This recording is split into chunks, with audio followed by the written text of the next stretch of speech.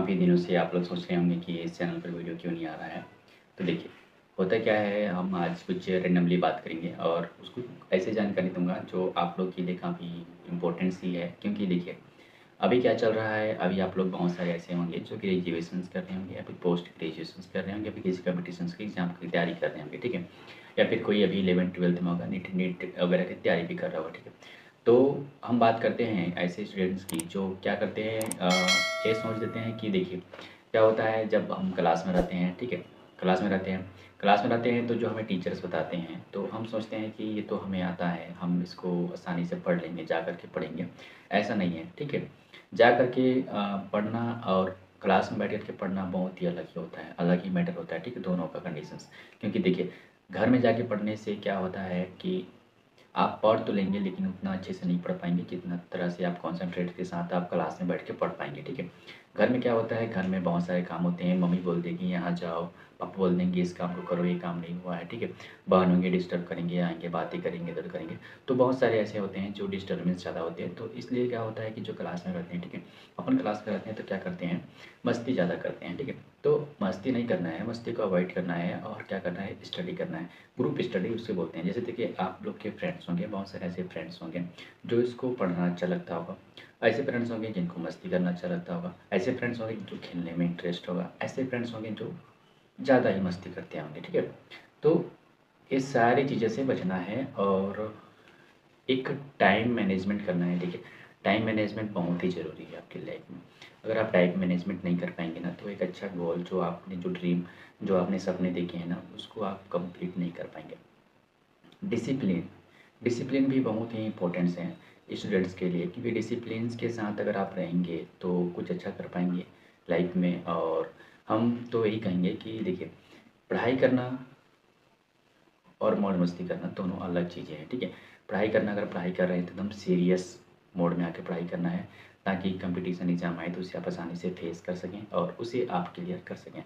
तो competition exam में क्या करते हैं, घुमा-फिरा के इधर से उधर, उधर से इधर, मतलब ऐसे बहुत सारे क्वेश्चंस होते हैं जिसको गोल मरोड़ करके वो एक तरह से आके आपके पास निचोड़ रख देंगे। तो उस कंपटीशन एग्ज़ाम को आपको फाइट करने के लिए क्या करना होगा, आपको सबसे पहले बुक स्टडी करना होगा। बुक से आपको बेसिक चीज़ों को पढ़ना होगा। सबसे पहले तो आपको बेसिक नॉलेज बहुत ज़रूरी है। बेसिक नॉलेज, जैसे कि आप 11th-12th में हैं तो बुक आपके लिए काफ़ी इम्पोर्टेंट्स है किसी भी कंपटीशन एग्ज़ाम को निकालने के लिए। अगर आप उसमें से अगर आप कुछ बेसिक चीज़ें को पढ़ लेते हैं, आपके माइंड में आता है, आप उन चीज़ों को अपने लाइफ में, ठीक है, फ़ॉलो करते हैं, तो क्या होता है, आप जैसे ग्रेजुएशन जाते हैं, ठीक है? ग्रेजुएशन जाने के बाद आप क्या करते हैं, ग्रेजुएशन तो कर लेते हैं, वो भी ऐसे ही 2-4 एग्ज़ाम दिए और उसमें से कुछ प्रैक्टिकल लिखे। प्रैक्टिकल्स में क्या होते हैं, कुछ अच्छा खासा नंबर मिल जाता है। थ्योरी में कुछ थोड़ा बहुत नंबर आ गया, दोनों प्लस हो करके एक अच्छा आपका परसेंटेज बन जाता है, ठीक है? तो उस बेस में क्या करते हैं कि जो परसेंटेज आता है और उसी के आधार पर हम क्या कर देते हैं, हम पोस्ट ग्रेजुएशन करने का भी विचार कर लेते हैं। तो पोस्ट ग्रेजुएशंस तभी करना चाहिए जब आपके पास एक बेसिक नॉलेज जो है मजबूत हो, ठीक है? क्योंकि देखिए, पोस्ट ग्रेजुएशन क्या होता है, वो सारे आप लोग, अगर आप हिंदी मीडियम से हैं तो हिंदी मीडियम वालों को थोड़ी-सी दिक्कत जाती है। दिक्कत कहाँ पर जाती है, क्योंकि आप तो सारी चीज़ें हिंदी में पढ़े और जा कर के आप पोस्ट ग्रेजुएशन करते हैं इंग्लिश में, वहाँ आपको हिंदी में कोई मटेरियल अवेलेबल नहीं होता। तो आप क्या करते हैं, आप करते हैं कि जो बीएससी में आप पढ़े हैं, उसी कंटेंट को आप लिखते हैं एमएससी में, तो ये चीज़ें नहीं चलती हैं। थोड़ी-सी उसमें अल्ट्रा लेवल यानी कि थोड़ी-सी डीपली स्टडी करनी पड़ती है और ज़्यादा स्टडी करनी पड़ती है, ठीक है? तो उसमें क्या होता है, आप उसके उसके अनुसार अगर आप पढ़ते हैं एमएससी लेवल के अनुसार, तो क्या होता है, आपके पास बहुत सारे ऐसे नॉलेज होते हैं जो आपके पास इकट्ठा होकर के आते हैं, ठीक है? और उन सारे निचोड़ को आप क्या करते हैं, कंपटीशन एग्ज़ाम में फॉलो करते हैं।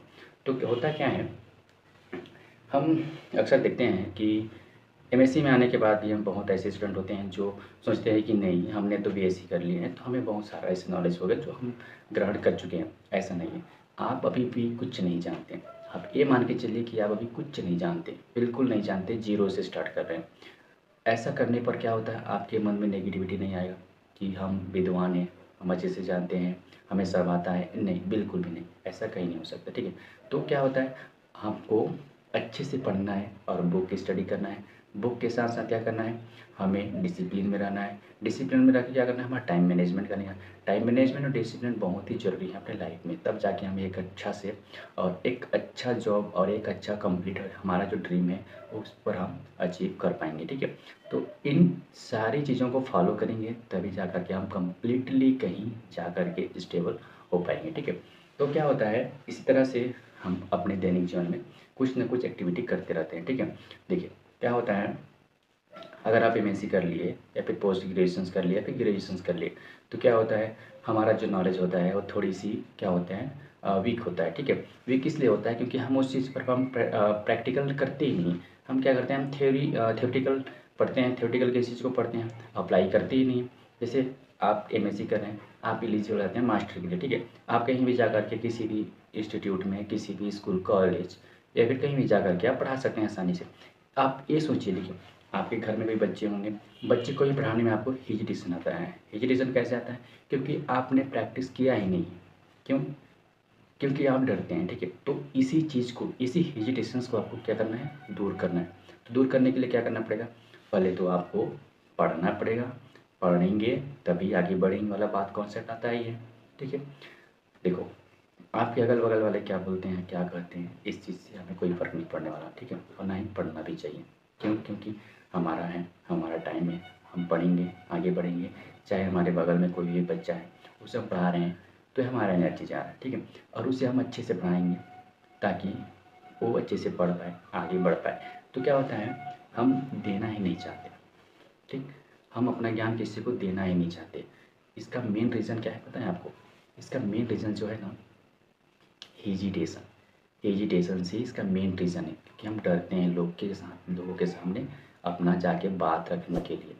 तो हमें करना क्या है, हमें इसी डर को भगाना है और लोगों के साथ जाना है, बैठना है, बातें करना है और बच्चों को पढ़ाना है। छोटे छोटे बच्चों जो भी मिलते हैं उन्हें बताना है कि ऐसा है वैसा है।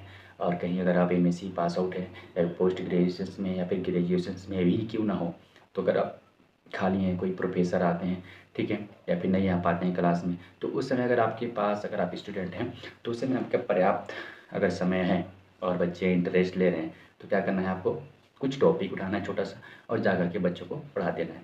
पढ़ाने से क्या होता है, आपका डर भी भगेगा, आपको मोटिवेशन आएगा कि हाँ मैं इस लेवल के इस लायक हूँ कि मैं किसी बच्चे को पढ़ा सकता हूँ, बता सकता हूँ, अपना नॉलेज शेयर कर सकता हूँ।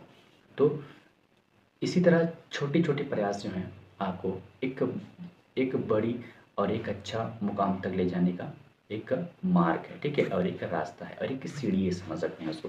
तो आपको इसी तरह से फॉलो करना है हर एक चीज़, हर एक एक्टिविटी को, और किसी से डरना नहीं है। ठीक है, अपना काम स्वयं करना है और क्या करना है, अ, अच्छे से पढ़ाई करना है, नोट्स प्रिपेयर करना है, नोट्स रिटर्न करना है, नोट्स को लिखना है।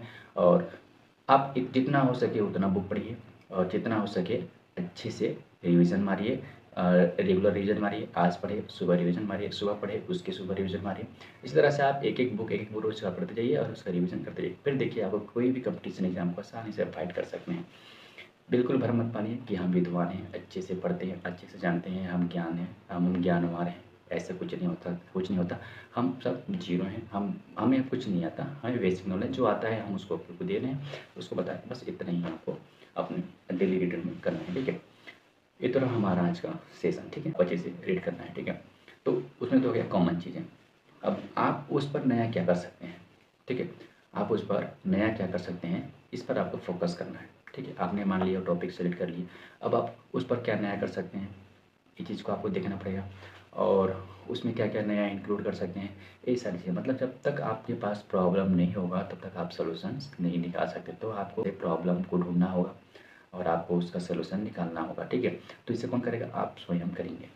तभी तो आप में नॉलेज बढ़ेगा, तभी तो आप किसी को नॉलेज दे पाएंगे, किसी को आप अपना ज्ञान परोस पाएंगे। ठीक है, मतलब परोसना मतलब अपना ज्ञान को दूसरे को देना।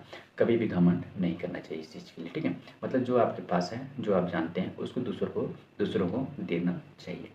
तो इसी तरह से अगर हम फॉलो करें अपना किसी भी नॉलेज को दूसरों को देने के लिए अगर हम आगे बढ़ें, तो ऐसा नहीं है कि आप कुछ नहीं कर पाएँगे, हम वो सब कुछ कर पाएँगे, आपके माइंड में भी रिविज़न होते रहेगा, आपके माइंड में भी वो रेगुलेट होते रहेगा, मतलब घूमते रहेगा, घूमते रहेगा, घूमते रहेगा। मतलब आप किसी दूसरे को देंगे तो आपको भी याद होगा कंटिन्यू और अच्छे से कंटेंट्स याद होगा। तो इसी तरह से आपको भी डेली रूटीन फॉलो करना है। तो चलिए इसी तरह से कुछ भी मोटिवेट वीडियो जो भी होगा मैं आपके लिए लेकर के आऊँगा, ठीक है? तो आज के लिए इतना ही, मिलते हैं अगले सेशन में।